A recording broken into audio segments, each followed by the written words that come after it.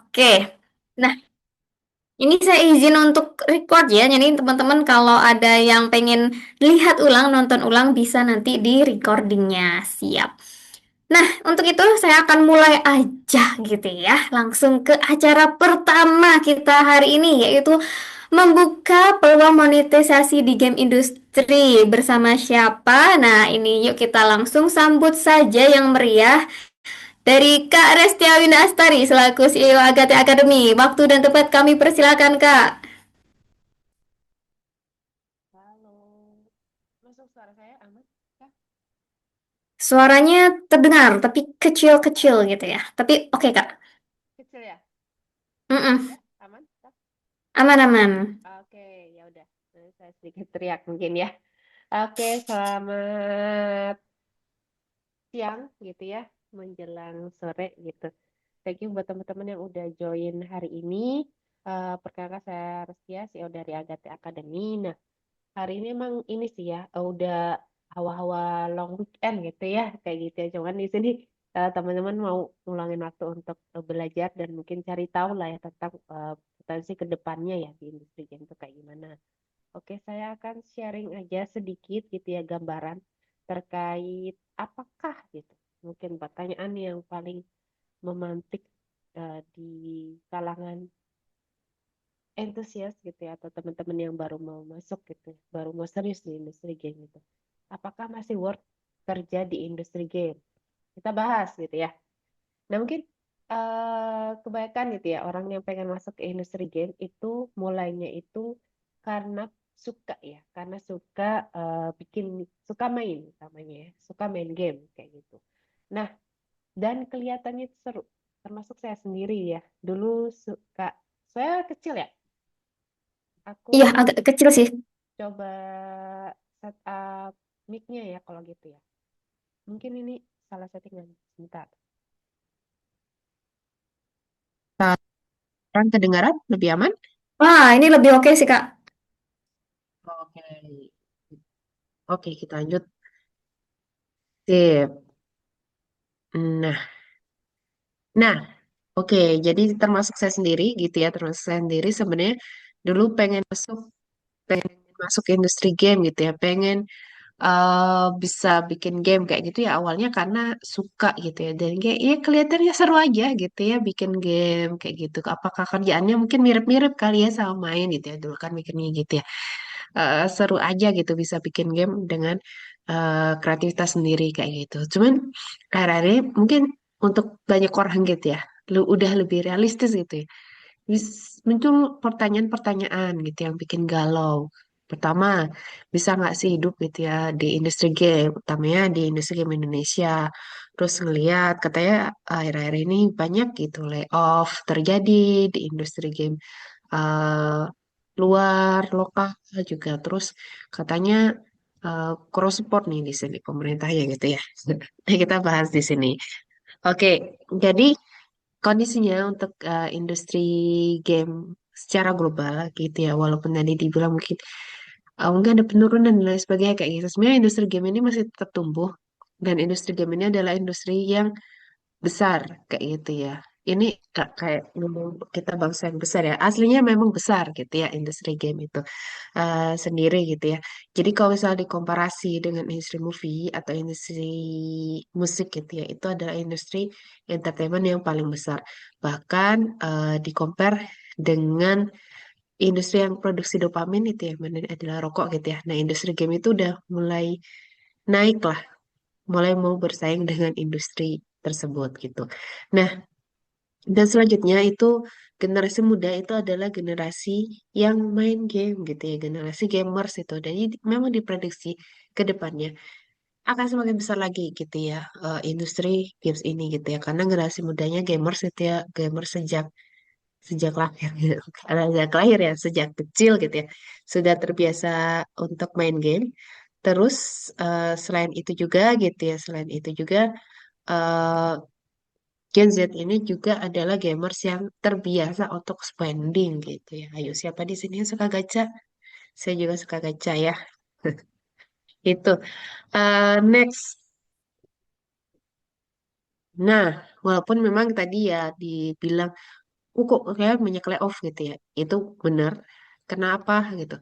Karena adanya rem mendadak. Jadi pada saat COVID gitu ya, sejak pada saat pandemi, itu industri game mendapatkan investasi yang sangat besar, bisa dibilang kayak gitu, atau bisa dibilang hyper growth kayak gitu ya. Jadi karena gitu ya, karena pada saat pandemi kita masih ingat mungkin ya, orang tuh nggak bisa kemana-mana, ada PSBB kayak gitu, gitu di rumah aja gitu. Bermain, belajar, kantor gitu di rumah aja kayak gitu. Makanya eh, orang itu banyak yang akhirnya main games kayak gitu. Terbukti pada saat itu ada games games yang nge-hype. Nge-hype-nya itu gamesnya udah dibikin lama gitu ya. Terus baru nge-hype pada saat pandemi gitu ya. Jadi banyak yang game yang sifatnya kayak gitu. Nah, melihat yang seperti itu gitu ya, investor, game developers itu ngelihat bahwa oh ini masuk akal nih kalau misalkan kita bikin produk nih gitu ya. Kita tarik investor, tarik investasi masuk ke industri game sehingga banyak yang diinvestasikan ke industri game, banyak game besar yang direncanakan rilis. Tapi kejadiannya adalah ternyata pandemi akhir 2022 udah mulai beres nih. 2023 orang udah keluar rumah lagi kayak gitu. Sehingga yang tadinya diprediksi orang masih di dalam rumah, masih main game kayak gitu, itu tidak terjadi gitu. Padahal banyak game yang dirilis di tahun 2023 nih. Akibatnya, akibatnya ya revenue-nya gitu ya, revenue untuk game-game yang diprediksi orang masih di dalam rumah ternyata udah nggak di dalam rumah lagi dah. Itu tidak sesuai dengan ekspektasi kayak gitu. Jadinya eh, ya udah gitu banyak proyek yang ya udah selesai atau misalkan tidak lanjutkan dan lain sebagainya gitu ya sehingga terlihat banyaknya layoff seperti itu gitu karena itu terlalu banyaknya investasi di tahun 2021. Nah, itu kurang lebih yang menyebabkan ya. Jadi kayak orang habis ngebeset terus direm mendadak itu. Jadi yang bikin sakitnya kan bukan karena eh ngerem mendadaknya, tapi karena kecepatan sebelumnya itu adalah kecepatan yang hyper gitu ya. Kecepatan yang terlalu cepat. Nah, ini kan beda ya dengan tahun-tahun sebelumnya mungkin peningkatannya itu nggak terlalu drastis gitu ya. Kalau di sini lihat kan di 2021 baru beneran peak kayak gitu ya drastis gitu. Ke ya itu yang menyebabkan akhirnya ada munculan banyak layoff itu ya, karena proyek-proyek yang sudah dirilis sudah selesai atau proyek yang mungkin ada cancel kayak gitu. Nah, terus ini mungkin yang menarik ya. Jadi berdasarkan analisis playtime dari Newzoo di tahun 2024 itu game game yang baru dirilis itu hanya menyumbang 12% dari total waktu bermain pada tahun 2024. Artinya apa? Artinya orang atau players itu kecenderungan itu main game-game yang lama kayak gitu, bukan game yang baru atau balik lagi ke game yang lama atau mainin game yang left ops yang kayak gitu. Jadi jarang-jarang orang itu ekspor title baru. Nah, akibatnya apa? Akibatnya terjadi oversupply konten. Jadi banyak games orang-orang yang mainnya sebenarnya itu aja kayak gitu gitu ya. Jadi kebanyakan gamesnya gitu, banyak games yang quote unquote kurang laku seperti itu. Jadi mulai muncul tekanan di 2023 2024 banyak proyek batalin, studio tutup dan gelombang PHK. Akibatnya apa? Akibatnya banyak orang jago tapi gak dapat kerjaan gitu, oversupply talenta. Nah, dari situ gitu ya, dari situ ada veteran game developer dari industri besar, industri double A atau triple A itu yang mulai masuk ke ranah indie. Akibatnya apa? Akibatnya adalah game indie sekarang itu punya kualitas yang lebih tinggi, tapi budgetnya lebih kecil. Karena kalau di perusahaan double A atau triple A pasti mereka bikinnya gamenya skopnya besar, durasinya panjang gitu, dan karena studio besar pasti costnya lebih tinggi gitu kan. Tapi karena ini ada veteran dari studio double A atau triple A yang bikin tim yang kecil, kayak gitu gitu ya, itu bisa nekan cost. Tapi kualitasnya tetap bagus nih, karena mereka sebenarnya basically jago. Kayak gitu ya. Jadi persaingan di India ini makin ketat kayak gitu. Nah, ditambah juga banyak developer kecil itu berhasil memperoleh traction yang baik dan bahkan melampaui perusahaan-perusahaan yang besar. Jadi sekarang itu memang eranya indie bersaing dengan game-game yang double A atau game-game yang triple A. Eranya dimana kita nggak selalu bisa bilang bahwa game itu yang pasti sukses adalah game yang punya budget gede dan pengembangannya lama gitu dan dari studio besar. Karena faktanya tidak selalu seperti itu gitu ya. Faktanya ada banyak game-game yang itu diproduksi oleh studio lebih indie gitu ya, budgetnya yang lebih sedikit tapi lebih sukses dibandingkan game double A atau triple A kayak gitu. Nah, eh, selain itu juga jadi biaya pengembangan game itu terutama di Western countries itu ya, itu juga mulai naik dan itu ngasih dampak terhadap industri. Ini bisa ada positifnya, bisa ada negatifnya juga buat industri game di Indonesia kayak gitu gitu ya. Nah, jadi dari sini kita teman-teman bisa lihat bahwa indie mulai potensinya mulai lebih besar lagi kayak gitu dan walaupun marketnya sudah makin padat gitu ya, industri game itu sebenarnya masih berkembang loh di Steam gitu. Ini adalah contoh-contoh game indie gitu ya yang quote unquote bisa mengalahkan secara revenue bisa mengalahkan game-game double A atau triple A. Dan di mana di sini timnya itu nggak terlalu banyak ya. Ini misalkan Gelar Obscure gitu ya, cuma 33 loh developersnya gitu. Kita next. Indonesia sendiri gimana? Nah, Indonesia sendiri itu sebenarnya sangat besar marketnya kayak gitu.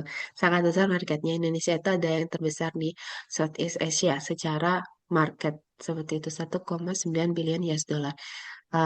Gede banget. Nah, terus di Indonesia sendiri itu untuk game-game sendiri itu punya ARPPU $26.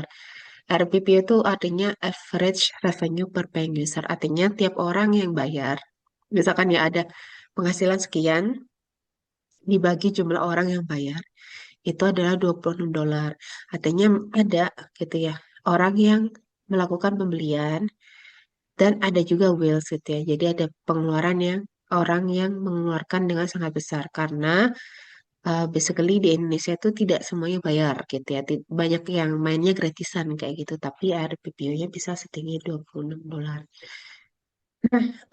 Untuk di Indonesia sendiri market sebesar ini itu main apa aja? Mainnya mostly adalah game mobile kayak gitu. Terus setelah itu diikuti oleh game PC dan game konsol, tapi masih didominasi oleh game mobile. Dan pendapatan tertingginya ini adalah game yang top chart gitu ya, top chart revenue gitu ya. Nah, top chart revenue kalau teman-teman lihat di UM. stop seperti itu. Untuk konten lokator populer ini ada juga ada Bus Simulator, Ojol the Game, dan juga Tahu Bulat. Jadi intinya di Indonesia tuh sepertinya sudah teman-teman duga ya harusnya ya. Kebanyakannya orang mainnya di mobile, setelah itu PC dan konsol. Dan memainkannya kebanyakan adalah game-game yang sifatnya free to play. Kalau studinya sendiri kayak gimana? Kalau studinya sendiri itu kita masih bisa dibilang awal, iya awal sebenarnya begitu ya, walaupun kita udah mulai nih dari tahun 90-an sebenarnya industri game di Indonesia itu sendiri. Tapi pada saat ini bisa dibilang state-nya masih awal karena dari jumlah talentanya sendiri itu di Indonesia sekitar 2.500 orang saja yang kerja di industri game dan itu tersebar di 130 tim atau studio pengembang game. Artinya kebanyakan studio itu ukurannya kecil-kecil gitu ya, 10-20 orang kayak gitu. Jadi kebanyakan itu ada tim-tim yang kecil dengan ya jumlah talenta ini kalau misalkan satu Indonesia digabung apakah bisa bikin game triple A belum nyampe ya teman-teman ya. Gitu karena jumlahnya ya masih 2.500 orang. Nah, dan sebagian besar game developer kita dapat uangnya dari mana sih? Nah, yang bagian besar itu sebenarnya dapatnya dari pasar global gitu. Jadi lebih banyak itu yang bikin game terus dipasarin ke luar negeri gitu. Sementara yang dapat dari pasar lokal itu masih lebih sedikit. Di mana jualannya mostly itu jualan di PC atau Steam gitu. Baru habis itu konsol, mobile Android dan mobile iOS. Nah ini kebalikan dengan behavior tadi ya, behavior playersnya. Kalau players Indonesia itu banyak bikin mobile, tapi kalau game developer Indonesia itu banyakannya bikin gamenya PC. Makanya game developer Indonesia itu jualannya ke luar negeri gitu, yang memang punya culture main game PC-nya lebih kental gitu ya. Nah ini targetnya itu adalah US kebanyakan ya, US, Jepang, Cina, UK, dan Jerman. Selain itu, selain jualan game, dapat dapat penghasilan dari mana? Selain 88% bikin IP atau jualan game B2C gitu ya, 25% dari studio game di Indonesia atau timnya di Indonesia itu melakukan B2B atau work for hire ya, artinya diminta untuk bikin game ini terus dibikin kurang lebih kayak gitu gitu ya. Nah, saya memang kalau ngomongin secara revenue ya secara umum gitu ya, kebanyakan itu ya 43% studio tim di Indonesia itu masih pendapatannya masih kurang dari 10.000 US dollar untuk 1 tahunnya kayak gitu gitu ya. Jadi intinya masih tim yang kecil, banyakannya ya profilnya itu adalah tim yang kecil yang masih mau memulai dan mungkin belum eh, optimas monetisasi dari studi atau produknya itu sendiri gitu ya. Nah, jadi ini rangkuman game dev Indonesia itu kayak gimana? Ya kekuatannya populasinya kita besar, pasarnya juga besar, terus banyak developer indie, punya banyak ide baru yang segar, terus punya rasa komunitas yang kuat ya. Kita tuh suka gotong royong gitu ya, saling membantu antar tim, antar studio, dan kelebihannya adalah biaya hidup relatif rendah. Jadi kalau misalkan tadi dibilang di US nih, orang nge-hire game developer udah makin mahal gitu ya, nge-outsource kerjaan ke Indonesia itu jadi hal yang masuk akal kayak gitu gitu. Jadi Agatha sendiri banyak nih dapat project dari luar negeri seperti itu gitu ya, karena kita bisa bikin dengan kualitas yang bagus juga tapi dengan harga yang tentunya bersaing ya dibandingkan mereka bikin di negara mereka kayak gitu. Nah, kelemahannya apa? Jumlah talenta yang matang itu masih terbatas kayak gitu, terutama mungkin dari segi pemahaman bisnis ya, yang jago Unity mungkin udah lumayan banyak gitu ya, tapi yang jago bisnis mungkin sangat terbatas. Terus skala kontennya masih terbatas ya karena timnya tim yang kecil-kecil, ekosistem pendukung mungkin dibanding negara sebelah sebelah atau sebelah jauh gitu ya, eh, banyak yang mungkin lebih bisa dibilang lebih lebih mendukung gitu ya, walaupun kita semakin tahun semakin ke sini pastinya lebih banyak juga dukungan gitu ya dari program-program pemerintah seperti itu. Terus tantangannya lagi, studi Studio mayoritas belum punya kondisi finansial yang kuat dan 99% pendapatan industri game Indonesia masih ngalir ke konten yang global gitu. Masih banyak yang memainkan game global. Nah, jadi peluang apa aja kalau misalkan teman-teman di sini pengen nih masuk ke industri game ya. Selain kerja di studio game yang merupakan pilihan yang sangat obvious gitu ya, sebenarnya ada banyak hal. Yang pertama, teman-teman bisa melakukan freelancing gitu ya, masuk ke situs-situs untuk membuat freelance, bisa bikin art, bisa bikin musik dan lain sebagainya. Bisa juga menerima outsourcing project seperti yang dikerjakan Agate gitu ya. Jadi kami banyak menerima project outsourcing dari perusahaan global seperti itu. Terus teman-teman juga bisa cari remote work, bisa jadi ada ya, ada salah satu anggota komunitas gitu ya, yang itu dia di Bandung tapi mengerjakan pekerjaan dari luar negeri seperti itu. Terus saya melakukan co-development. Nah, co-development ini misalkan teman-teman ada brand gitu ya, ada kenal misalkan sama brand gitu ya. Oh ya udah bikin game barengan yuk nanti revenue sharing misalkan seperti itu. Lalu teman-teman bisa go indie yang mana ini juga banyak dijalankan oleh game developer Indonesia, bisa masuk juga ke UGC platform dan ini sekarang rame ya, cukup ngetren gitu ya game developer yang masuk ke UGC platform dan dapetin revenue dari situ. Misalkan bikin game di Roblox, misalkan seperti itu dan kerjasama dengan publisher game Roblox. Terus bikin gamification project. Jadi misalkan bikin game untuk keperluan non entertainment gitu ya, seperti yang dikerjakan di Agate juga gitu ya. Jadi kita banyak bikin game untuk klien, misalkan untuk keperluan marketing, untuk keperluan edukasi, training dan lain sebagainya. Bisa juga teman-teman dapetin penghasilan jadi content creator atau game educator. Jadi peluangnya itu banyak gitu ya. Begitu teman-teman punya skill game developer, sebenarnya banyak peluang yang bisa terbuka dan sekarang itu nggak kayak dulu ya. Kalau dulu mungkin zaman saya nih, zaman saya mau cari uang di game ya udah apply kerja aja gitu ya ke studi game. Kalau sekarang bisa lebih banyak opportunity yang teman-teman buka selama teman-teman eh, belajar dan punya portofolio juga punya network. Nah, jadi gimana biar bisa buka opportunity kayak gitu ya? Cara naik levelnya gimana? Yang pertama pasti punya portofolio ya, gitu ya. Portofolio baik teman-teman mau kerja, mau freelance, mau cari funding, harus punya portofolio. Yang kedua, bisa ikut game jam untuk mengasah kemampuan kolaborasi, ketemu sama orang baru. Terus bisa publish project, ini sangat disarankan ya kalau teman-teman go ke indie gitu ya, agar project yang teman-teman bikin, games yang teman-teman bikin tuh dapat feedback langsung dari pemain. Lalu aktif di komunitas pastinya ya, biar dapat kenalan gitu ya. Kalaupun sekarang kondisinya saya masih susah nih gitu, nggak susah bersama gitu ya. Kalau misalkan di komunitas susah bersama-sama gitu, karena akan ketemu teman-teman lainnya mungkin eh, satu kondisi kayak gitu, dan mungkin dari ketemu kayak gitu bisa ngobrol-ngobrol, bisa ada peluang kolaborasi gitu ya, yang nantinya pasti beneficial buat teman-teman. Terus bisa cari mentor untuk dapetin feedback. Lagi-lagi kan bisa cari komunitas, atau misalkan teman-teman ikut Agate Academy itu juga akan dapat koneksi ke mentor. Dan datang ke event industri. Salah satunya ada IJDX yang nanti akan dijelaskan oleh Mas Dani. Kenapa sih event industri penting ya? Ini mungkin slide terakhir dari saya. Ini soalnya event industri itu adalah tempat di mana kita bisa langsung ketemu sama praktisi, jadi belajar langsung dan networking gitu ya. Mengingat bahwa di Indonesia ini kuat secara komunitas gitu. Walaupun masih developer baru gitu ya, ngajakin meeting developer yang lebih senior kayak gitu. Nah, itu banyak kok yang di accept. Jadi teman-teman bisa kenalan, bisa ngobrol gitu ya, bisa dapat feedback ke game teman-teman. Terus bisa juga dapat insight karir dari event industry. Terus bisa juga ngelihat standar industri gitu ya. Yang penting teman-teman mau membaur ya, mau ketemu orang di event industri tersebut. Pastinya teman-teman bisa ketemu studio dan developer-developer yang lain untuk membuka peluang untuk kolaborasi.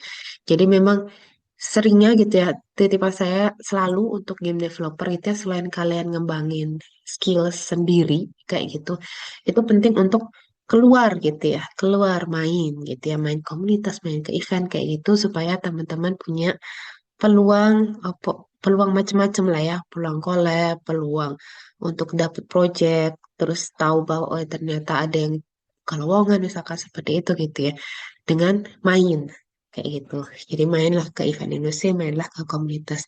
Kalau lebih kayak gitu, ini pengenalan sedikit ya tentang Agati Academy, bisa di skimming aja. Jadi kalian melakukan berbagai macam kegiatan yang hubungannya dengan training dan nurturing talent di Indonesia kayak gitu gitu ya. Ada beberapa yang masuk ke Agati iya, dan ada juga alumni dari Agati Academy ini yang bikin studio sendiri, bikin tim sendiri. Itu juga banyak, masuk ke perusahaan lain juga ada seperti itu. Tapi intinya kami menyediakan akses ke mentor dan juga skill gitu ya yang dibutuhkan untuk masuk ke industri. Kalau lebih kayak gitu, dan ini tentang Agate sendiri gitu ya. Kita udah harusnya 2017. Kita udah 17 tahun di Indonesia, dan sampai saat ini merupakan game developer terbesar gitu ya di Indonesia secara jumlah orang harusnya. Gitu. Oke, dari saya sudah cukup, saya kembali ke lagi ke Mbak Nadia ya. Silakan. Oke, terima kasih Kak Restia. Wah, luar biasa ya ternyata tadi dari data-datanya Wah, sebenarnya. Iya, internetnya memang kurang stabil di saya ya.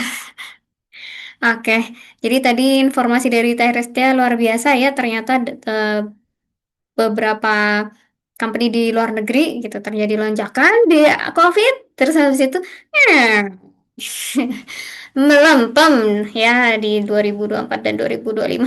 Dan gimanakah keadaan Indonesia? Nah, ini ada IGDX nih ya, mungkin yang mungkin bisa membantu para teman-teman yang pengen tadi ya networking di industri game. Tadi kan disarankan untuk touch the grass gitu. Untuk keluar lah ya, keluar networking gitu. Tanya-tanya gimana sih gitu ya untuk membangun kerjaan di industri game seperti itu selain masuk ke perusahaan mungkin yang udah established seperti itu mungkin bikin studio sendiri gimana nah oke dan IGDX ini kayaknya salah satu fasilitas nih mungkin yang bisa teman-teman Manfaatkan. Oke, sip. Nah, ini langsung aja ya mungkin ya ke sesi selanjutnya seperti itu. Udah siapakah dia gitu. Oke, ini mari kita bersama-sama untuk mendengarkan ya informasi penting gitu ya dari Komdigi seputar IGDX 2026. Apa saja yang akan ada di tahun ini? Oke, yuk kita undang langsung aja Ketua dari Subtim Peningkatan Produksi dan Penguatan Daya Saing Komdigi, Kak Dania Hadi Saputro. Waktu dan tempat kami persilakan, Kak. Oke, suara saya udah aman ya? Aman, Kak? Oke, makasih Kak Nadia dan eh, Mbak Restia juga atas waktunya ya sharing-sharing di sore hari ini. Em, Sebelumnya aku ingin membuka dulu ya, mungkin Assalamualaikum warahmatullahi wabarakatuh. Selamat sore teman-teman semua. Em, jadi aku di sini mungkin perkenalan diri dulu. Aku Dani, em, apa namanya, ketua subtim di peningkatan kapasitas dan produksi daya saing industri game lokal gitu di Komdigi. Nah, mungkin aku langsung share screen aja ya, kita biar langsung masuk ke materinya gitu. Oke, em, sip. Oke, tadi seperti yang dijelaskan Mbak Restia ya. Jadi kenapa sih sebenarnya pemerintah itu ngurusin industri game gitu? Kan apa namanya? Sebenarnya banyak hal atau kayak industri lain yang butuh didorong juga gitu. Nah, kenapa kita memberikan perhatian khusus kepada industri game? Karena tadi seperti yang disampaikan oleh Mbak Restia bahwa industri game itu punya potensi yang sangat besar gitu.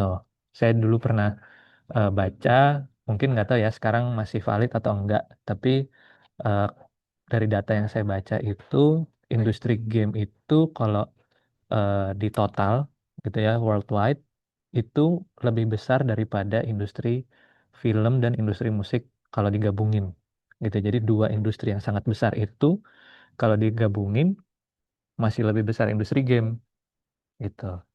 Dan juga ternyata di Indonesia itu pasar industri gamenya besar gitu. Jadi kita sebagai pasar tuh sebenarnya besar banget. Tadi udah disampaikan kita yang terbesar di eh, Asia Tenggara ya, Southeast Asia. Dan ternyata kita nomor 5 nih di ASEAN gitu. Dan ternyata kita tuh karena kita kan banyak banget ya yang suka main game dan gamenya juga kita sangat lebar sekali nih. Ada yang suka main game mobile, ada yang suka main game konsol, ada yang suka main PC. Dan ternyata lebih dari 60% penduduk kita itu eh, semua main game gitu. Jadi ada lebih dari 210 juta pemain game di Indonesia. Yang mana itu besar banget gitu. Nah, em, kontribusi ke PDB juga kita besar, sekitar 0,17 sampai 0,34%. Yang artinya ini apa? Artinya ini adalah peluang buat teman-teman itu apa namanya? Salah satu peluang juga buat teman-teman nangkep pasar lokal gitu. Jadi em, mungkin kalau game sebenarnya adalah produk yang lebih borderless ya. Jadi teman-teman mau jual secara global, teman-teman mau jual ke pasar di luar negeri itu sangat memungkinkan gitu. Tapi ternyata di dalam negeri pun kita punya pasar yang begitu besar untuk apa namanya untuk kita fokuskan. Nah, ini yang jadi perhatian dari pemerintah juga nih untuk kita bisa bareng-bareng yuk dorong industri game. Nah, makanya tahun 2024 kemarin kita tuh sampai ngeluarin peraturan presiden nomor 19 itu tentang percepatan eh, pengembangan industri game. Nah, itu tentang apa? Pada dasarnya itu adalah kita bagi-bagi tugas nih ke kementerian lembaga Komdigi tugasnya ngapain, kementerian waktu itu masih Parekraf ya, Parekraf tugasnya ngapain, Kementerian Perdagangan tugasnya ngapain untuk kita bareng-bareng dorong nih industri game gitu. Karena Industri game kan luas banget ya teman-teman yang di sini mungkin main game lebih paham dari saya justru gitu bahwa industri game tuh bicara dua, bicara software, ada bicara hardware juga gitu. Nah, di apa namanya? Di dalam industri game juga banyak aktornya, ada pengembang, ada pemain, ada siapa lagi? Misal ada penerbit, ada influencer, ada media, ada apa namanya? Ada institusi pendidikan dan lain-lain. Jadi secara stakeholder juga kita banyak banget nih yang sebenarnya harus kita dorong kayak gitu. Nah, em, oleh karena itu di tahun ini gitu Komdigi itu kita fokus ke tiga hal sebenarnya. Yang satu peningkatan produksi dan daya saing, kedua itu adalah tata kelola, dan yang ketiga itu adalah dampak sosial gitu. Karena kita ngelihat sebenarnya tiga ini tuh saling berkaitan nih. Yang pertama, mungkin teman-teman familiar dengan program IGDX gitu ya, itu untuk mendorong produksi dan juga daya saing teman-teman industri game lokal. Kemudian kalau yang kedua dan ketiga itu adalah kita juga merasa bahwa apa namanya eh, industri industri game ini kita harus lebih banyak meliterasi orang bahwa game ini nggak cuma untuk dimainkan loh gitu, bahwa game ini juga eh, bisa menjadi karir, game ini juga bisa menjadi eh, apa namanya eh, peluang untuk kita bisa profesional juga di sana gitu, karena eh, kan mungkin kita apalagi terutama yang tinggal di kota-kota besar, mungkin orang-orang di sekitar kita sudah lebih paham gitu ya. Tapi Indonesia yang sangat luas ini kita harus dorong nih dari semua wilayah dan semua sektor gitu.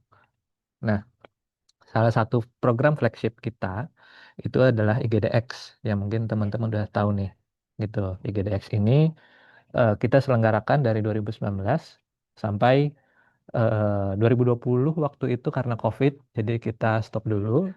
2021 kita penyelenggaraannya hybrid gitu ya teman-teman. Eh, apa namanya? Ada yang full online, ada yang offline juga. Kemudian 2022 sampai tahun lalu kita full offline gitu untuk penyelenggaraannya.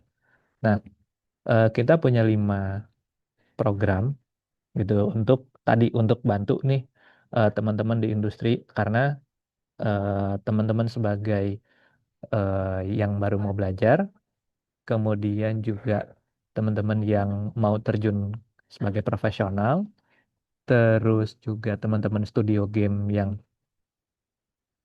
eh, teman-teman yang apa namanya sudah punya studio, ingin mengembangkan kapasitas bisnisnya, kemudian juga teman-teman yang tadi di disampaikan oleh Mbak Restia gitu ya, kita tuh harus banyak aktif di komunitas, harus banyak networking, kenalan dan lain-lain. Itu kita juga apa namanya kita coba dorong nih supaya teman-teman tuh lebih mudah untuk networking, lebih mudah untuk berjejaring kayak gitu. Nah, dari 2019 em, kita punya 5 program flagship. Jadi ada IGDX Bootcamp, IGDX Career, IGDX Academy, IGDX Business, dan IGDX Conference. Nah, IGDX Bootcamp ini adalah program inkubasi nih, teman-teman. Jadi ini untuk teman-teman mahasiswa yang mungkin di sini ada yang masih mahasiswa gitu ya. Ini bisa ikut. Jadi ini adalah program inkubasi di mana teman-teman itu nanti dibentuk dalam satu tim untuk bisa membuat produk game gitu ya. Jadi dalam satu tim itu dilatih apa namanya kemampuan teman-teman untuk bisa buat produk game. Sebentar ya.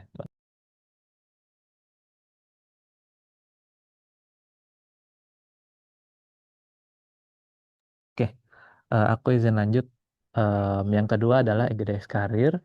Jadi IGDS Karir itu adalah em, apa namanya platform yang kita siapkan untuk teman-teman itu bisa apa namanya mencari kerja gitu ya, kayak job job platform untuk apa teman-teman bisa berkarir di industri game gitu. Jadi kita tuh ngelihat kadang lowongan industri game itu munculnya ada di grup-grup Facebook, ada di grup-grup Discord, yang mana itu kayak tersebar-sebar gitu kan. Nah, kita belum punya nih kayak satu apa namanya wadah terpusat yang bisa diakses sama teman-teman semua untuk ngelihat lowongan-lowongan yang ada di industri game itu seperti apa gitu. Nah, terus akademi ini adalah program mentorship untuk studio game.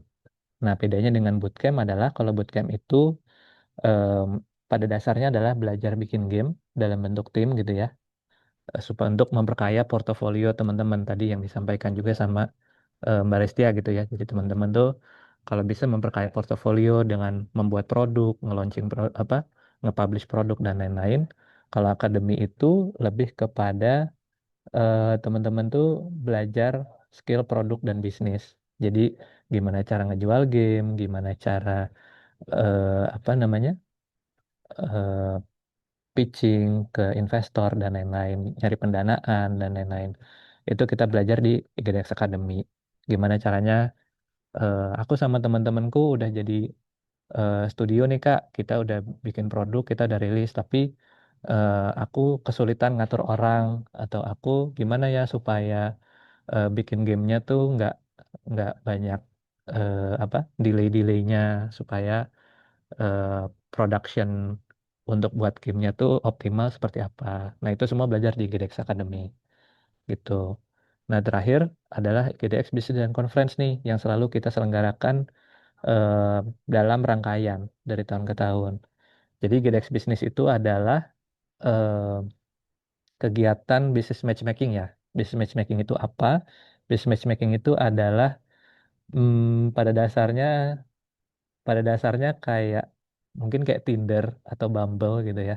Jadi teman-teman eh, dat tapi kalau ini offline ya. Jadi datang ke satu tempat, nanti di tempat itu ada daftar siapa-siapa aja nih yang datang di di IGDX Business. Ada misal ada Kanadia, ada Mbak Restia, ada aku, ada teman-teman yang lain gitu. Nah, nanti bisa pilih nih, oh aku mau dong meeting sama Mbak Restia misal.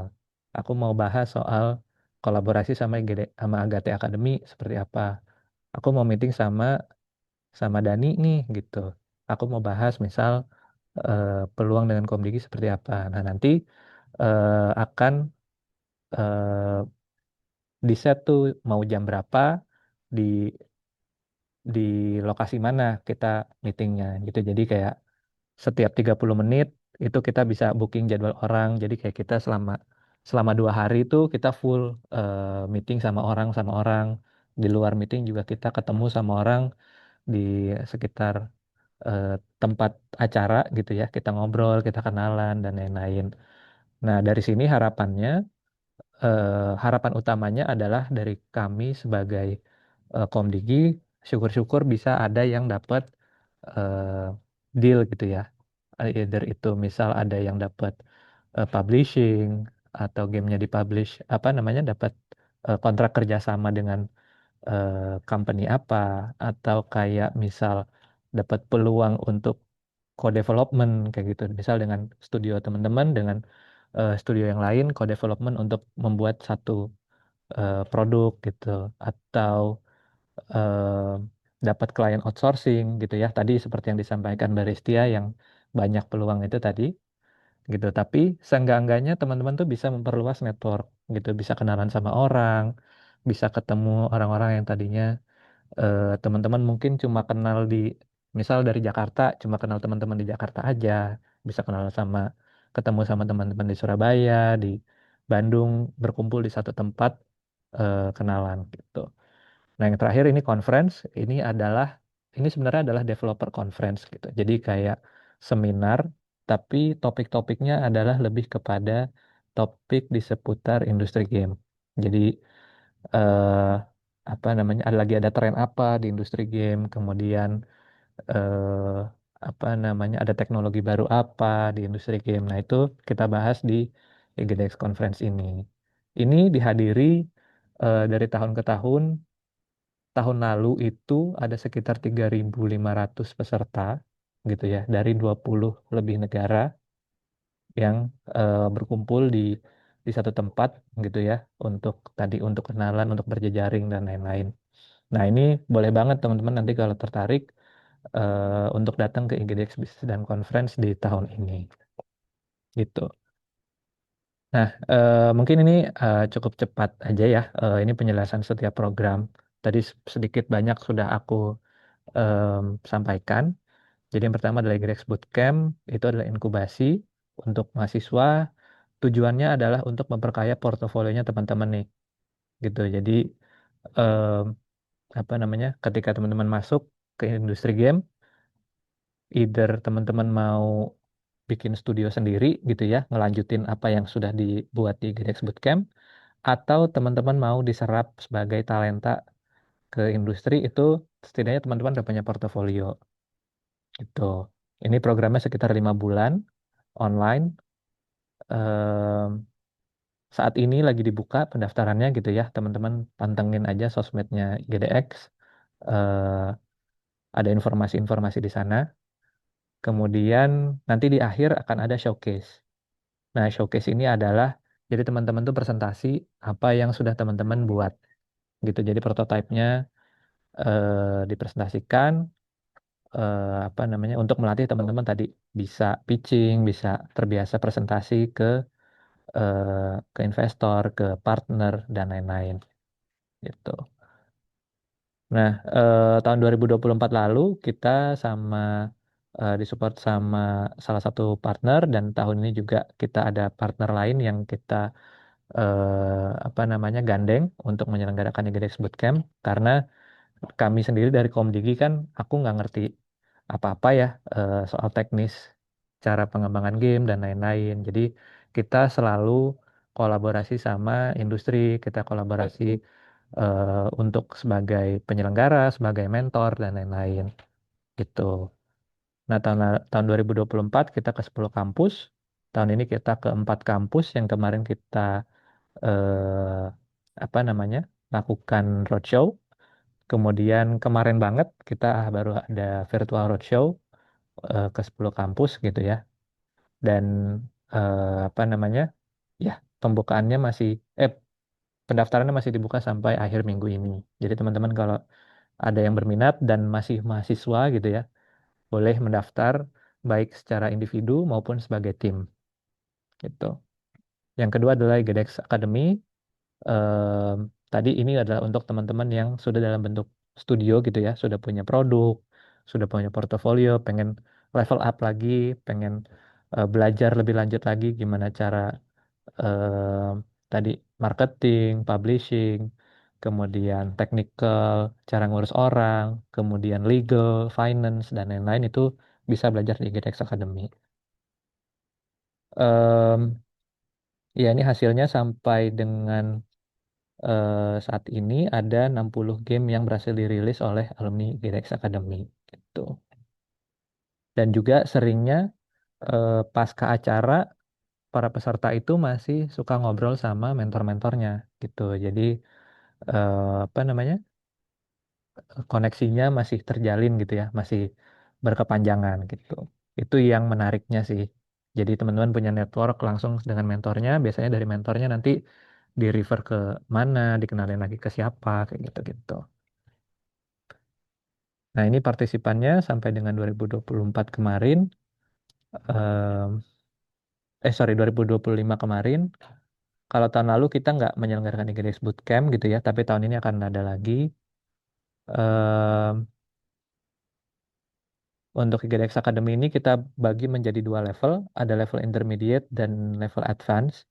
Jadi teman-teman intermediate itu adalah em, teman-teman studio yang masih baru merintis nih, istilahnya baru kayak baru setahun, baru 2 tahun, atau baru punya satu produk game.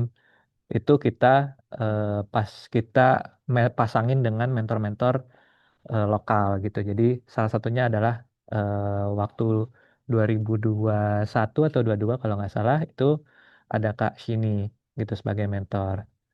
Nah, terus untuk teman-teman studio yang sudah besar nih kayak apa namanya kayak Agate dan lain-lain itu kalau boleh kalau mau ikut IGDX Academy itu kita masukkan ke level advance gitu. Jadi kita pasangkan dengan mentor-mentor dari luar negeri kayak gitu.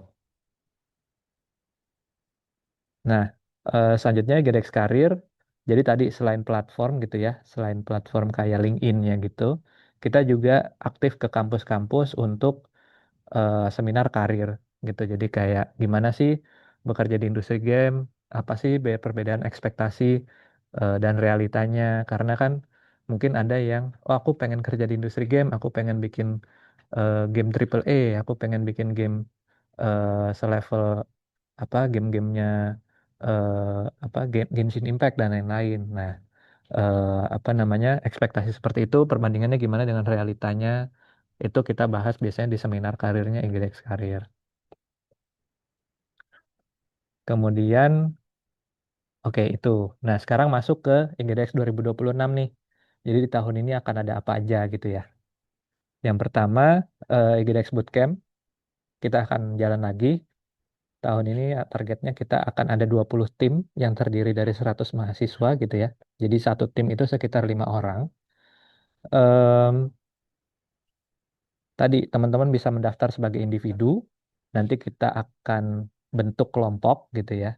Atau teman-teman bisa mendaftar juga langsung sebagai kelompok gitu. Nah, nanti akan kita kurasi, kemudian proses inkubasi tadi sekitar 4 sampai 5 bulan yang keluaran akhirnya adalah eh, purwarupa atau prototype dan pitch deck. Yang akan kita ajarin ini akan kita ajarkan gitu ya. Tapi fokusnya adalah tadi membangun produk dalam bentuk tim untuk memperkaya portofolionya teman-teman gitu. Jadi apa namanya, kenapa kita target mungkin mahasiswa gitu ya, karena kita harapannya mahasiswa-mahasiswa itu terutama apalagi yang di kampusnya sudah ada jurusan gamenya, mereka sudah ada nih dasar-dasar pengembangan gamenya. Jadi bisa kita percepat gitu ya untuk tadi pembuatan produk dan lain-lain. Gitu. Belajar belajar siklus pengembangan gamenya, belajar game QA dan lain-lain. Nah, pendaftarannya kita buka sampai akhir minggu ini, kemudian sampai akhir bulan Mei kita akan melakukan kurasi dan juga matchmaking. Kemudian akan ada matrikulasi. Ini pemberian kemampuan teknis dasar. Jadi kita sedikit apa ya nge-refresh gitu ya. Mungkin teman-teman eh, apa namanya dasar-dasar programming game, game programming, dasar-dasar game artis, dasar-dasar game design. Kemudian masuk ke inkubasi selama 3 sampai 4 bulan tadi gitu. Kemudian di akhir akan ada demo day berupa presentasi. Selanjutnya Gedex Karir kita akan mengembangkan gitu ya. Jadi tahun ini akan ada game career fair gitu. Jadi ini akan job fair untuk industri game di mana di dalamnya itu akan ada aktivitas-aktivitas kayak konsultasi karir, kemudian akan ada portfolio showcase atau portfolio review gitu ya. Jadi nanti teman-teman bisa presentasi di depan juri, yang mana jurinya itu adalah orang-orang profesional di industri game gitu ya, praktisi di industri game. Nanti di review nih, oh kurangnya ini portofolionya kurang kurang meng-highlight apa yang sudah dikerjakan atau oh cara kamu menyampaikan portofolionya terlalu singkat seperti itu. Nah, itu nanti akan ada aktivitas-aktivitas seperti itu. Itu rencananya di bulan September di Jakarta. Kemudian IGDX Academy tahun ini kita akan rubah menjadi IGDX Accelerator. Secara konsep kurang lebih akan sama. Pembukaan akan kita buka di Mei sampai Juni, tapi untuk saat ini belum ya. Dan mentorship kita akan jalan di Juni sampai dengan bulan September. Nah, puncaknya nih IGDX Business and Conference di 2026 ini akan diselenggarakan di tanggal 21 sampai 23 Oktober di Bali Beach Convention Center. Gitu, yang mana kegiatannya akan ada tadi basis matchmaking, kemudian akan ada developer conference, tapi tahun ini juga akan ada aktivitas lain kayak pitching competition untuk teman-teman mahasiswa. Kemudian juga ada game awarding, kemudian ada seminar atau workshop gitu ya, nanti dari beberapa perusahaan. Dan yang terakhir akan ada showcase untuk eh, game indie gitu, game indie lokal gitu. Jadi akan banyak sekali aktivitasnya. Em, Teman-teman kalau mau datang boleh silahkan. Mungkin biar lebih ke gambar nih, aku izin share sedikit tentang apa namanya video IGDX tahun lalu nih. Mungkin teman-teman biar lebih ke gambar gitu ya. Kita tonton sebentar ya.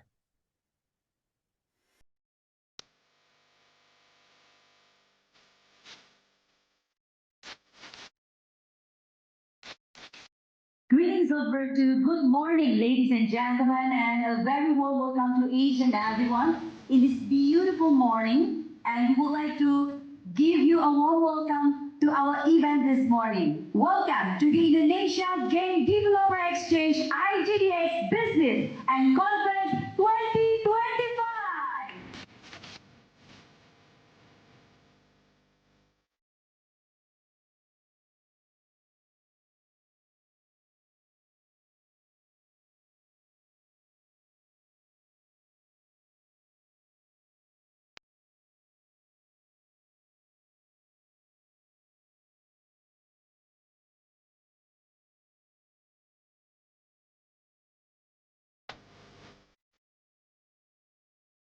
To every creator, every game you build, every story you tell, every idea you share brings Indonesia one step closer to the world.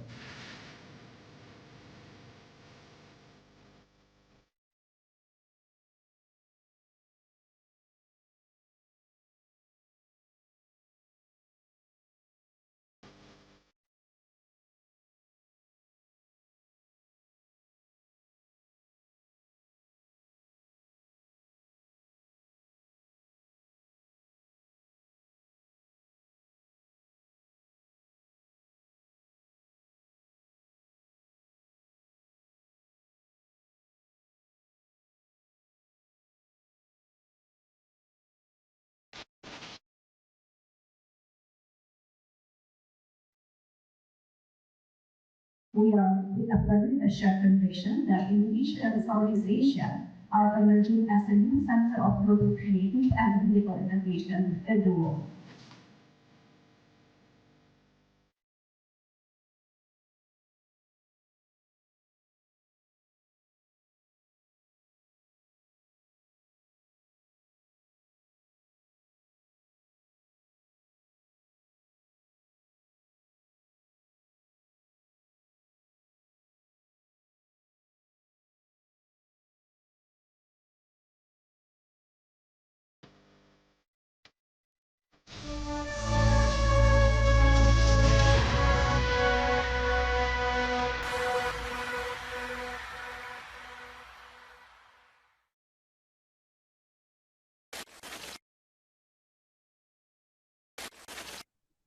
Gitu kurang lebih sih untuk kegiatannya. Jadi em, silakan, kami akan menunggu teman-teman untuk hadir dan ikut acara Inggris Business dan Conference di tahun ini ya terutama. Tapi kalau mau ikut program-program yang lain juga kami sangat membuka gitu ya, kesempatan untuk teman-teman semua.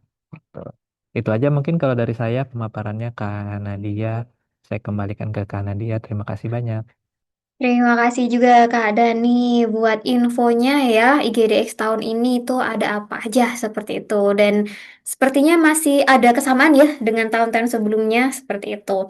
Cuma nanti gimana teknisnya? Nah itu ada yang berbeda kayaknya ya. Oke, ini ada pertanyaan nih langsung aja ya. Ini kita baca-bacain komen udah ada beberapa pertanyaan. Satu orang tiga sama dua pertanyaan, weh. Oke, ini yang pertama dari Kak Ahmad Tegar Ramdhani gitu, Ramadhani gitu ya. Izin bertanya Kak, saya dan tim adalah mahasiswa akhir kami juga.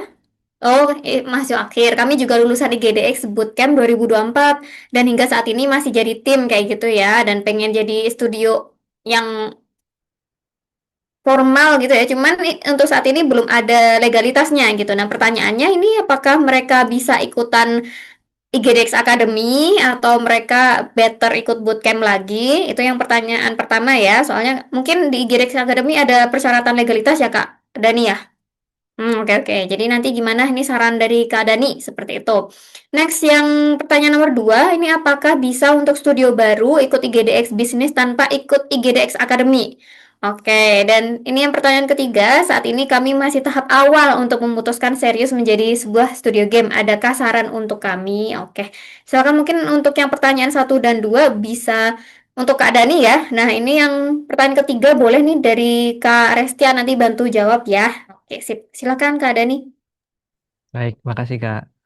Em, oke, yang pertama, nah ini juga tadi cocok ya yang disinggung apa kebaruan tahun ini. Jadi tahun ini kita akan melebarkan lagi sebenarnya apa namanya eh, apa ya istilahnya ceruknya gitu ya untuk teman-teman bisa ikutan program-program di IGDX karena kami banyak ngobrol juga dari tahun ke tahun dengan kampus, dengan teman-teman industri, dengan peserta juga gitu ya. Bahwa sebenarnya eh, nggak menutup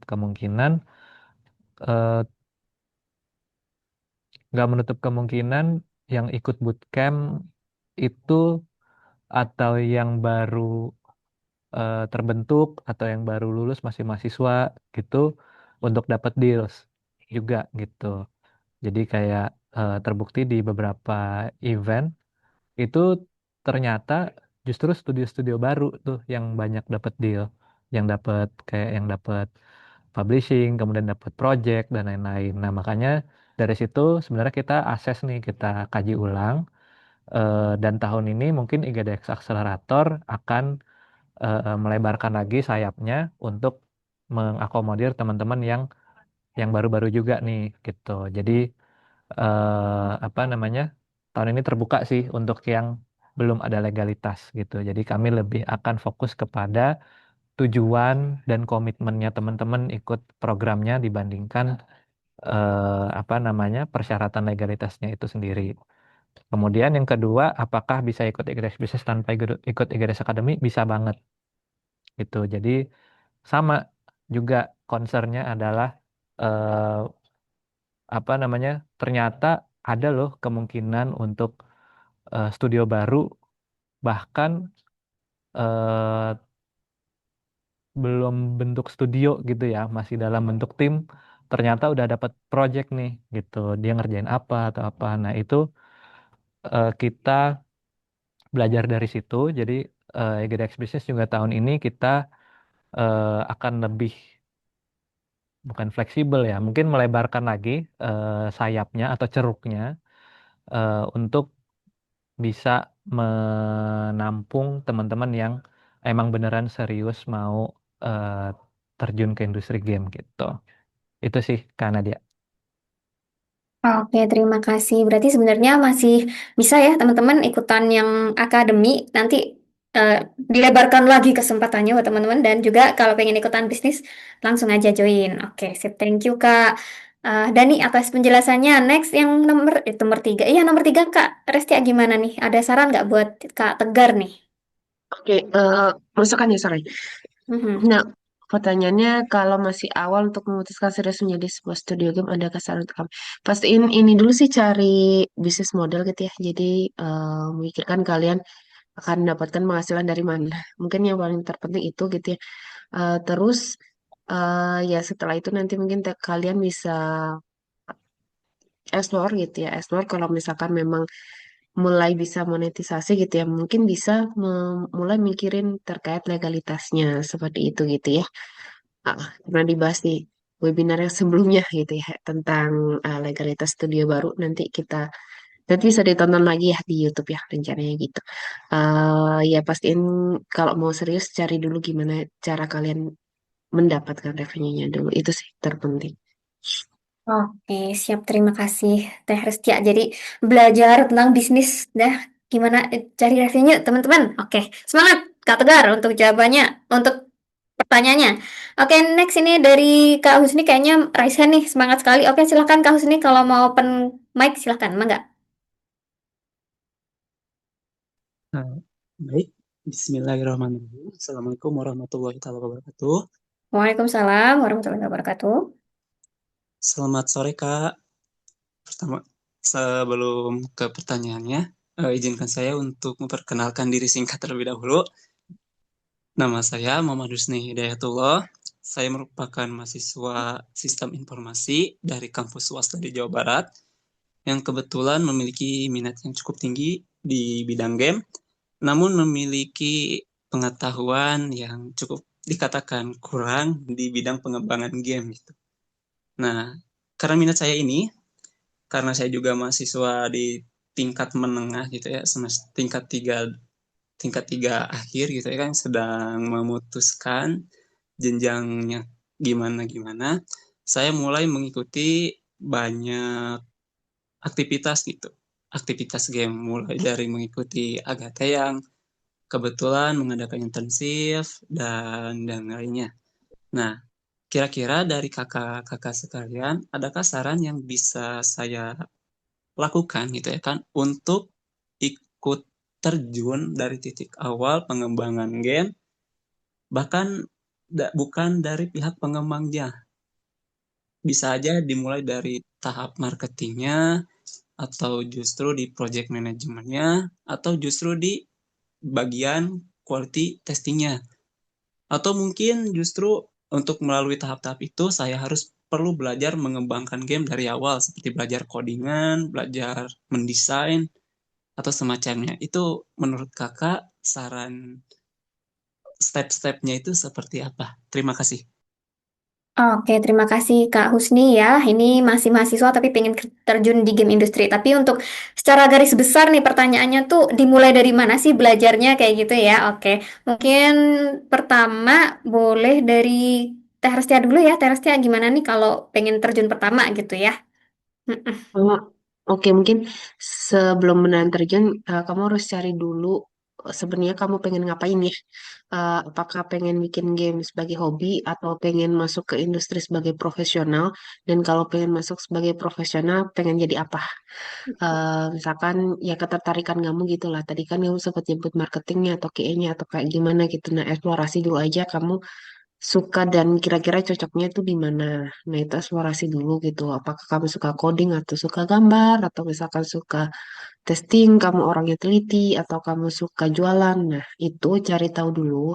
Nah, setelah itu kamu bisa belajar dari situ gitu. Belajarnya bisa juga di kampus atau misalkan ikut course di Agati Academy ada beberapa sih yang bisa kamu ambil atau misalkan kamu cari di YouTube atau ikutan komunitas kayak gitu ya. Banyak event-event juga seperti AJDX ini atau event komunitas itu yang isinya pengenalan gitu ya. Untuk memperkaya pengetahuan kamu gitu lah di bidang tersebut. Nah, setelah itu disaranin kalau udah mau lebih serius lagi gitu ya, kamu bisa ikutan game jam, bikin portofolio seperti itu gitu ya. Untuk agar ya kamu punya gitu ya, punya bukti bahwa saya ngulik loh gitu. Setelah itu kamu bisa lanjut misalkan cari internship atau opportunity gitu ya untuk menumpuk pengalaman gitu. Atau kalau misalkan kebetulan nih belum ada nih role yang kamu pengenin, yang cocok buat kamu belum ada nih lowongannya apa seperti apa gitu ya. Kamu bisa masuk ke komunitas aktif gitu ya di komunitas ya ikut meet up atau misalkan jadi pengurus kayak gitu. Nah biasanya akan dapat network yang lebih besar lagi lah dari situ dan mungkin kamu akan dapat informasi opportunity juga yang lebih besar lagi gitu. Tapi balik lagi mulainya dari eksplorasi ke diri sendiri dulu gitu. Sebenarnya pengennya masuk dari mana? Karena nggak selalu ya, nggak selalu jalurnya harus coding dulu kayak itu. Enggak kok. Di Agate ini ada kok masuknya dari jalur finance gitu. Ada gitu. Dari jalur recruiter ada gitu. Jadi cari tahu dulu lah kamu kira-kira sukanya apa, cocoknya di mana. Oke. Oke. Terima kasih Teh Restia atas jawabannya. Kak Dani mau nambahin atau gimana? Kalau aku mungkin nggak bisa nambahin secara ini ya, karena aku nggak apa, di dalam bukan tenaga di dalam industri game. Cuma aku mengutip dari kemarin ada salah satu, ini pertanyaan juga salah satu waktu kemarin aku roadshow IGDX Bootcamp, ada yang nanya serupa juga. Mungkin aku share jawaban narasumber waktu itu ya. Waktu itu dia bilangnya kalau memang sudah niat, maksudnya kayak emang pengen banget kerja di industri game tapi nggak punya latar belakang teknis dan nggak tahu mulai dari mana, saran beliau adalah masuk dari QA dulu karena beliau menganggapnya itu QA itu dia akan beririsan dengan berbagai macam apa namanya, berbagai macam eh, divisi atau berbagai macam role di industri di dalam perusahaan game itu atau di dalam pengembangan game development. Nah, nanti kamu tadi seperti yang Mbak Restia bilang ya, kamu dari situ tetap harus cari tahu sendiri kamu sukanya kemana gitu. Tapi kalau apa namanya, untuk starting point, aku bisa mungkin mengutip kata waktu itu Mas Agam ya, waktu itu Mas Agam yang bilang Mas Andre Agam yang bilang kayak gitu gitu. Jadi kalaupun ternyata di industri game nanti kamu tertariknya, aku pengen tetap di industri game tapi aku tertarik nggak tertarik di technical developmentnya. Mungkin dari QA bisa bercabang ke project manager, bisa bercabang ke orang operations dan lain-lain gitu. Jadi itu sih kalau dari aku tambahnya Kak Nadia. Oke, terima kasih Kak Dani atas jawabannya juga ya. Dan jadi kalau dibungkus nih satu pak itu know yourself better dulu ya. Mungkin dari Kak Husni semangat buat mencari jati diri. Oke, sip-sip. Terima kasih. Moga menjawab Kak Husni. Kalau masih ada yang pengen ditanyain, boleh nanti di chat ya. Di chat nanti nunggu antrian. Oke, antrian ketiga ya. Ini pertanyaan dari Kak Genta Maulana Mustafa.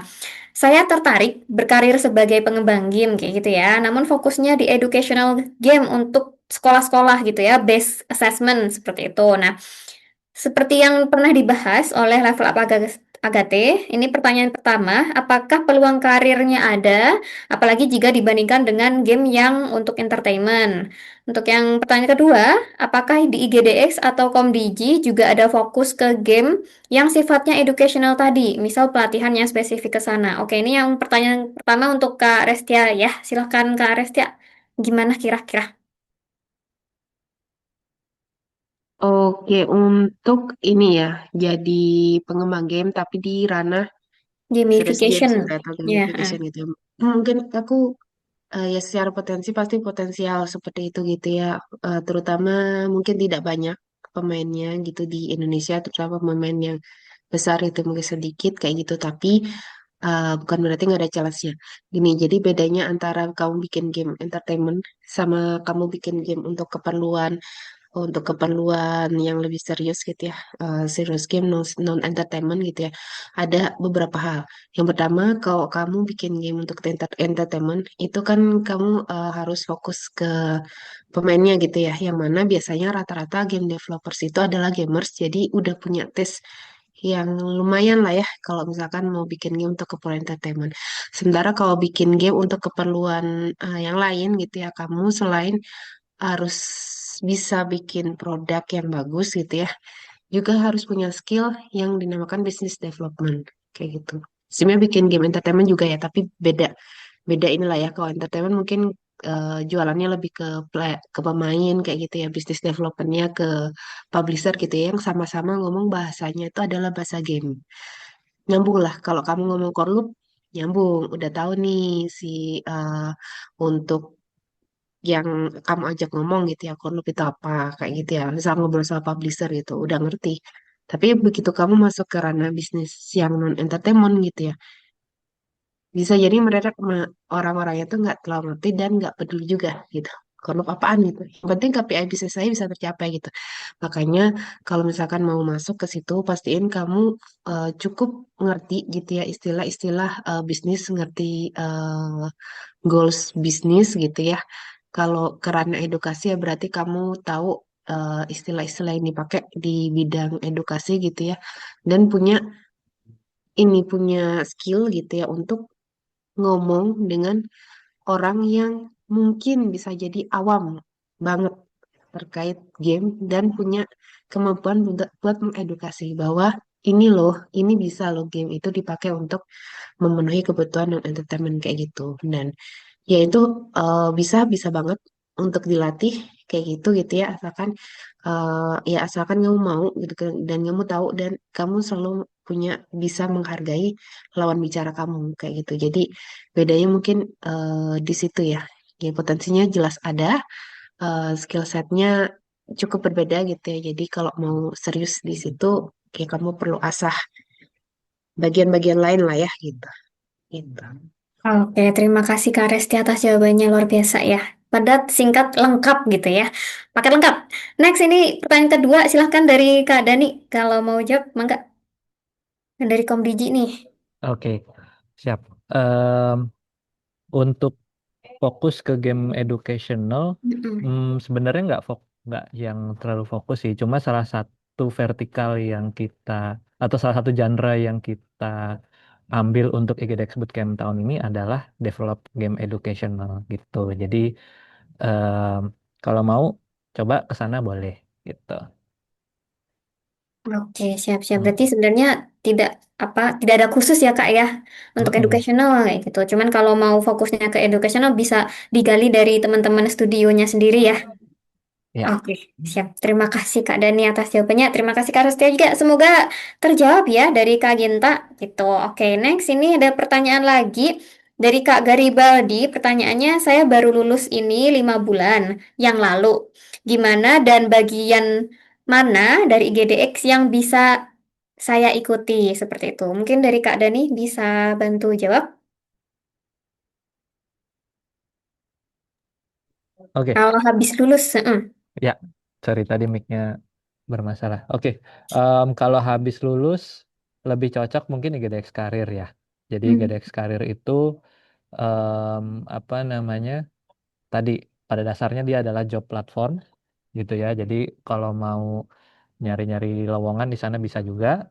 Kemudian juga biasanya kita akan ada seminar juga nih, seminar karir gitu. Jadi ngebedah karir-karir di industri game seperti apa gitu. Mungkin dari salah satu sudut pandang, mungkin dari bagaimana kompetisinya, kemudian dari sudut pandang lain bagaimana jenjang karirnya dan lain-lain gitu sih. Jadi ikutin IGDX Karir.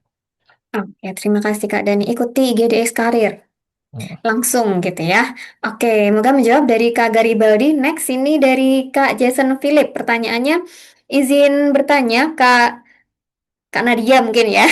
Yang pertama, oh Kak Restia, kok Nestia. Jadi agak bingung ya. Teh Restia ini ya Kak Restia. Nomor satu gitu ya, sebagai pemula yang backgroundnya bukan IT, desain atau sejenisnya, apakah memungkinkan untuk masuk ke game dev? Apakah mungkin diterima sebagai pemagang kerja sambil pemagang sambil kerja seperti itu memantapkan skill. Sebenarnya tadi jawabannya bisa ya. Dari tadi Kak Dani juga udah bilang nggak harus di background IT seperti itu ya. Nanti bisa dari finance, psikolog bahkan ya HR seperti itu bisa masuk juga. Legal bahkan itu juga bisa masuk. Mungkin ini bisa dijawab aja. Bisa Kak. Terus apakah bisa diterima pemagang? Nah, itu tergantung dengan kayaknya ada yang kosong nggak ya lowongan kosong di game dev kayak gitu. Tapi kalau ada yang lowongan yang kosong di selain tadi ya technical role itu bisa banget kok gitu guys. Kadang juga Agate ada kok open intern untuk legal, open intern untuk HR, terus talent gitu-gitu. Jadi teman-teman mungkin lihat-lihat aja lowongan magang gitu ya selain di technical role seperti itu. Bisa. Next, nomor dua, menurut kakak apa saja yang dapat Indonesia terapkan dan pelajari dari industri game China yang akhir ini baru booming? Oke, mungkin ini perlu insight dari Kak Restia ya. Silahkan, boleh Kak Restia gimana tentang industri Lagi game China? Tiongkok ya, dari Tiongkok. penjelasannya aja ya. Apa yang dapat Indonesia terapkan dan pelajari dari saya kalau setahu sepanjang pengetahuan saya industri game di China itu lumayan berat ya kondisi industrinya bukan berat secara secara nggak maju-maju gitu ya ya industrinya maju gitu ya tetapi Maju banget. dengan etos kerja yang sangat luar Ya, biasa kayak gitu ya. Pada prinsipnya adalah orang bisa istirahat tetapi produksi tidak istirahat gitu bahkan ada studi itu yang sampai shift-shiftan gitu ya betul. coding shift-shiftan bayangin Bisa nggak Mhm. kalian sisifan gantian? Jadi habis dikerjain ini terus malamnya dikerjain kayak gitu gitu. Yang mana working culture-nya mungkin tidak bisa 100% diterapin di negara kita gitu ya. Ya karena ada peraturan dan culture orang-orang dan lain sebagainya seperti itu. Jadi mungkin agak susah untuk direplikasi. Itu satu gitu ya. Tetapi bukan berarti Indonesia nggak bisa bersaing gitu ya karena Indonesia mungkin orangnya secara culture itu lebih kita kan ini ya di apa tuh namanya di Katulistiwa ya. Biasanya orang di Katulistiwa itu bukan memang biasanya bukan yang paling hard worker gitu karena ya kan karena kita tanah surga gitu. Jadi mungkin lebih lebih lebih orang yang lebih percaya gitu ya bahwa kita bisa hidup gitu, lebih mungkin lebih chill kayak itu. Tapi justru yang seperti itu biasanya bisa memunculkan kreativitas yang tinggi, biasanya kayak gitu gitu ya. Makanya kenapa Indonesia sangat produktif dengan bikin game indie dan banyak juga game Indonesia yang juga tembus ke global dapat miliaran yang seperti itu gitu ya. Jadi nggak bisa disamakan karena strength sama weakness-nya itu pasti berbeda gitu ya. Nilai investasi dan lain sebagainya gitu ya itu juga pasti beda ya antara Indonesia dan juga China. Seperti itu kurang lebih ya, walaupun dari jumlah penduduk juga sama-sama banyak ya, tapi secara culture, etos kerja, dan iklim investasi dan lain sebagainya nggak bisa disamain. Terima kasih Kak Restia atas insight-nya ya. Nah, ini pertanyaan selanjutnya ini dari Kak Tegar lagi. Kira-kira boleh tahu nggak Kak, kuota IGDX Accelerator berapa Kak Dani? Untuk saat ini belum di-announce, jadi Oh, pantengin aja sosmed, pantengin aja. ya sosmednya GDX. Nanti kita announce di situ. Oke, siap-siap. Terima kasih Kak Dani. Next ini dari Kak Jason Philip, lebih tepatnya sebagai seorang yang langsung terlibat dalam pembuatan game saat ini, berminat script writing dan translation, namun juga sedang explore coding. Oh, yang tadi ya menjawab pertanyaannya, eh, masuk ke role yang lain kayak gitu ya. Pengennya itu sebagai seorang yang pembuatan game, tapi saat ini minatnya script writing dan translation. Harusnya bisa ya, kalau di Agate itu biasanya ada yang namanya localization itu bisa masuk ke sana. Terus kalau di konten konten sosial media ya, kita juga biasanya kan butuh eh, konten editor gitu ya. Mungkin masuknya ke sana juga bisa. Harusnya ya. Mm-mm. Kalau dari sisi Agate gitu. Cuman ya semangat Kak Jason Philip untuk mencari lowongan yang sesuai dengan skillnya. Jadi nanti kalau ada lowongan bisa dibaca-baca aja requirement-nya. Kalau sesuai dengan minatnya langsung aja apply gitu. Oke, next. Ini dari siapa lagi ya? Daftarnya agak tergila. Oke, dari Kak Tegar nanti saya sampaikan ya. Saya sampaikan apakah untuk applicants dari Kak Tegar itu sudah di jadi proses atau belum? Oke, Sen, itu kayaknya pertanyaan terakhir ya untuk hari ini. Terima kasih banget. Ini juga udah jam setengah lima. Dan teman-teman udah ikutan hari ini 1,5 jam bersama kami. Terima kasih banget. Udah 24 juta dari 12 juta loh. Tadi udah berdua kali lipat. Oke, sebelum kita menutup acara, boleh dong teman-teman open cam semuanya buat saya screenshot gitu ya. Gitu lah, foto-foto bareng. Oke, boleh-boleh di open cam semuanya. Skui, skui. Open cam, guys. Ayo, ayo, open cam semuanya. Saya tunggu. Ini masih banyak nih yang belum open cam nih. Yang mana nih? Yang lainnya mana nih? Ayo, ayo. Open cam dulu, guys. Saya foto-foto. Disibakkan rambutnya yang rapi, seh, gitu ya. Ya, cakep, gitu. Gitu. Alright. Maafkah saya tidak bisa open cam karena sedang berada di kantor. Oh, oke, siap. No problem, no problem. Alright, yuk kita hitung aja ya. 1, 2, 3, cheese. Semuanya cheese ya. Mana nih print screen saya gitu ya. Oke nih.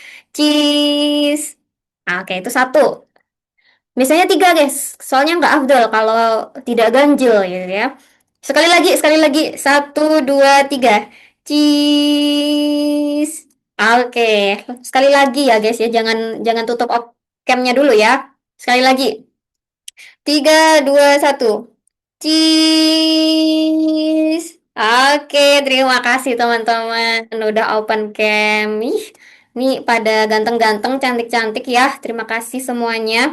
Oke, dan ini udah masa-masa mau menutup ya. Terima kasih buat Kak Dani sama Kak Restia buat ilmunya ya. Semoga bermanfaat buat teman-teman semuanya dan teman-teman.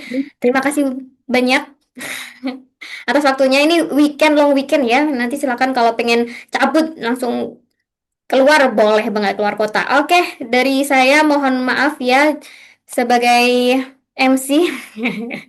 Mewakili kru yang bertugas, kami mohon maaf jika ada salah kata, salah perbuatan dari kami seperti itu ya. Nanti semoga kita bisa bertemu lagi di kesempatan berikutnya, di webinar berikutnya. Oke, akhir kata, Oke. wassalamualaikum warahmatullahi wabarakatuh. Sampai jumpa teman-teman. Waalaikumsalam. Permisi, mau Bye-bye. nanya ini. Permisi. Oh ya, ada apa nih, Kak Ini Gariba? rekamannya bagaimana? Rekamannya akan di-share ya melalui Di? email biasanya. Mm-mm. Oke, baiklah. Oke, terima kasih ya. Bye-bye semuanya. Wassalamualaikum warahmatullahi wabarakatuh. Kasih, selamat sore. Sore-sore.